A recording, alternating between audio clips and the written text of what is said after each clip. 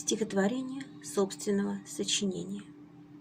С времен суворовских пошло в российской армии единство, и офицер, и рядовой поближе к костерку садится.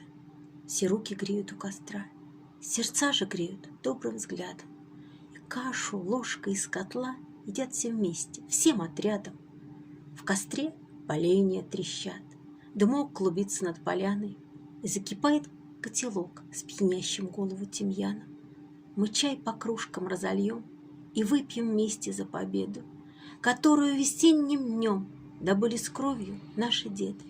Хлебнули горюшка сполна, но не локтями щи хлебали, а у солдатского костра безмолвно клятву отдавали, чтоб не случилось победить и выстоять в ряду сражений, а костерок не позабыть, который дан всем для сближения.